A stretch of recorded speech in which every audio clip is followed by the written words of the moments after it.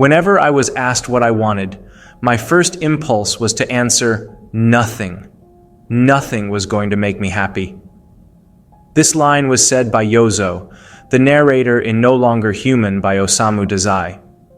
The reason Yozo cannot find happiness is deeply tied to self-awareness, a term we often consider a virtue and take pride in. Humans often celebrate their ability to reflect, to know themselves, and to make conscious choices. Yet what if this very consciousness becomes a curse? As Yozo confesses elsewhere in No Longer Human, now I have neither happiness nor unhappiness. Everything passes. That is the one and only thing I have thought resembled a truth in the society of human beings, where I have dwelled up to now as in a burning hell. This paradox, being so aware that nothing feels real or fulfilling, reveals a profound human dilemma. Sometimes ignorance truly is bliss. In this video, I will explore reasons why too much self-awareness can undermine happiness. So let's get into it.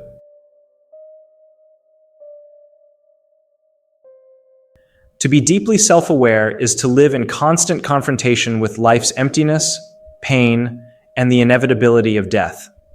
The Romanian pessimist Emil Cioran saw consciousness not as a gift, but as a form of torture. He once wrote, "Consciousness is much more than the thorn. It is the dagger in the flesh." In other words, awareness doesn't merely irritate us. It cuts into us, reminding us endlessly of our anxieties and doubts. For him, to live in perpetual self-awareness means to be lost for life. The more we observe and analyze ourselves, the less we are able to live. We become trapped in the awareness of our flaws, failures, and fragile fate. It's no surprise, then, that he calls consciousness nature's nightmare, a curse masquerading as intelligence. Dostoevsky's Underground Man echoes this same sentiment. "I swear to you, sirs, that excessive consciousness is a disease, a genuine absolute disease," he declares in Notes from Underground. His suffering stems not from the world itself, but from his relentless overthinking. Every decision, every emotion is dissected until nothing remains but paralysis. Like Cioran, Dostoevsky understood that self-awareness magnifies pain. It transforms ordinary discomfort into existential agony. As Cioran observed elsewhere, humanity suffers more than animals or stones precisely because we know we are suffering, and we cannot escape that knowledge. In everyday life, this curse manifests as anxiety and despair. The self-aware person feels every ache too sharply, fears every possibility too vividly, and questions every choice too deeply. By contrast, ignorance provides a kind of mercy. "Better to be an animal than a man," Cioran wrote. Salvation? Whatever diminishes the kingdom of consciousness. A child, blissfully unaware of mortality or meaninglessness, sleeps peacefully. An adult, burdened with knowledge, often lies awake. The more we understand, the more reasons we find to worry. Cioran captures this longing for unawareness in one haunting line. "If we could sleep 24 hours a day, we would soon return to the primordial slime, the beatitude of that perfect torpor before Genesis, the dream of every consciousness sick of itself." When we dwell endlessly on our fears, failures, and fleeting joys, we lose touch with the simplicity of being alive. Like a dagger that never leaves the wound, consciousness keeps us bleeding. This is the first reason why too much self-awareness can drive happiness away. The more we think, the less we can simply be. But suffering is not only born from the weight of our own consciousness. Another powerful source of torment arises from the ever-watchful eyes of others, which I will explore next.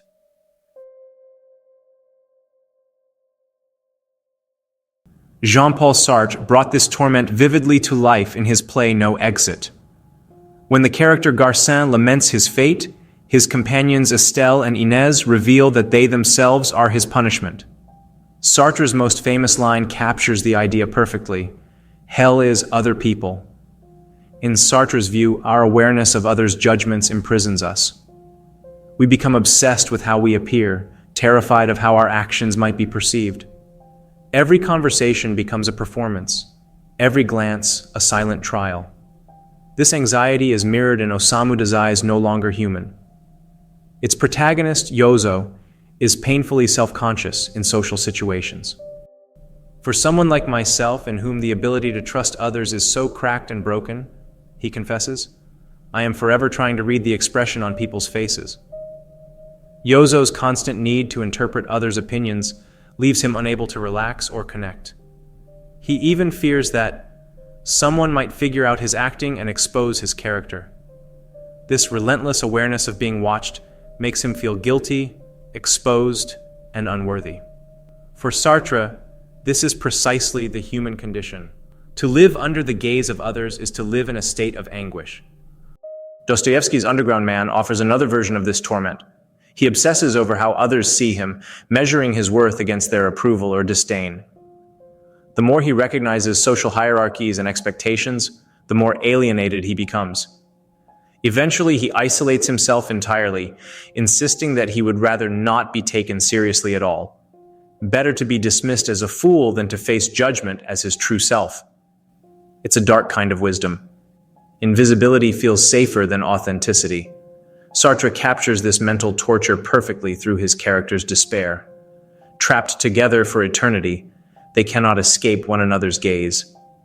One cries out, anything would be better than this agony of mind, this creeping pain that gnaws and fumbles and caresses one and never hurts quite enough. The torment comes not from physical pain, but from the ceaseless self-awareness that arises in the presence of others, the knowledge that one is constantly seen and evaluated. We lose authenticity because we are forever performing. In Sartre's hell, there is no need for red-hot pokers, only the unrelenting presence of other people's perceptions. The more we care about what others think, the less free and the less happy we become. Yet even beyond the gaze of others, self-awareness traps us in another form of suffering, an endless cycle of desire and dissatisfaction, which I will discuss next.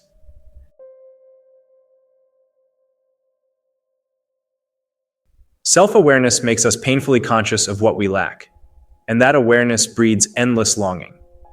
Someone less reflective might find contentment in simple pleasures, but an overly self-aware person is always planning, regretting, or worrying about what's next.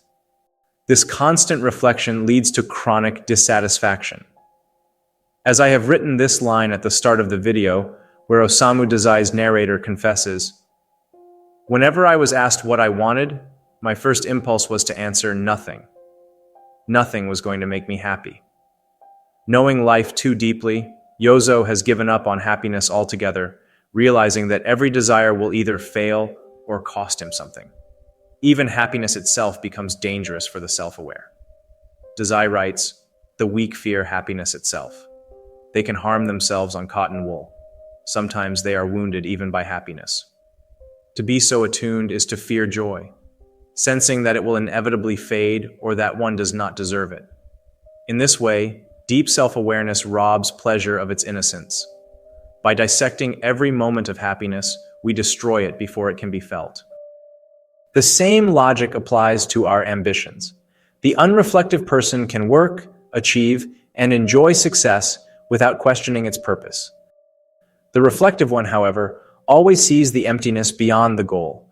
No matter how high we climb, we glimpse another summit. This breeds the restless feeling of never enough. To live entirely without a goal, I have glimpsed this state. I am too weak for such happiness. He imagines peace in surrendering all ambition, but his mind, too alert, refuses to rest. Dazai's Yozo laments, "Mine has been a life of much shame.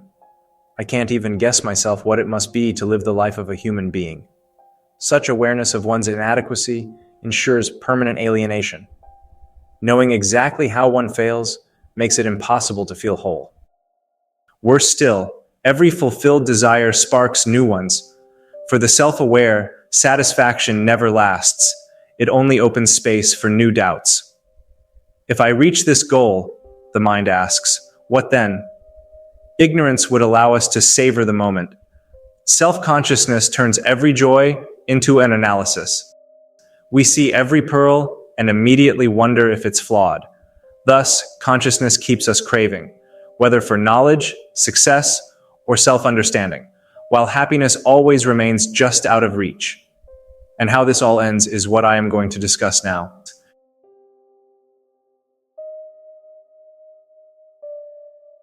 If consciousness itself is the source of suffering, perhaps the only peace lies in surrendering meaning. Viktor Frankl noted that modern life blurs the difference between usefulness and true dignity, breeding nihilism. Albert Camus similarly observed that when we believe in nothing, then everything is possible and nothing has any importance. When all meaning dissolves, so too does the weight of our suffering. The idea that ignorance is bliss echoes through these philosophies. Cioran argues that all that seems valuable is merely the fruit of ignorance. If we knew nothing, he suggests, we would drift through life untroubled by guilt, purpose, or destiny. We are born to exist, not to know, he writes, implying that an unreflective life might be more natural, even more joyful. Dostoevsky's disease metaphor likewise implies that the only cure for excessive consciousness may be a return to simplicity or even oblivion. For Cioran, the ultimate escape would be a kind of cosmic forgetting. If consciousness is a dagger, then only dulling the blade brings relief. He longs for the beatitude of that perfect torpor before Genesis, a state so innocent of self-awareness that existence becomes pure peace. Though literal unconsciousness or death is not a hopeful answer, it points toward a gentler solution. Quieting the mind through simplicity, art, or companionship, easing the endless churn of reflection. This borders on nihilism, yet not necessarily despair. Camus taught that even in an absurd universe, one can still live honestly and defiantly. If life has no inherent meaning, then living without one's own self-torment becomes an act of courage. As Samuel Beckett famously put it, I can't go on, I'll go on. The refusal to surrender, even in meaninglessness, is its own kind of victory.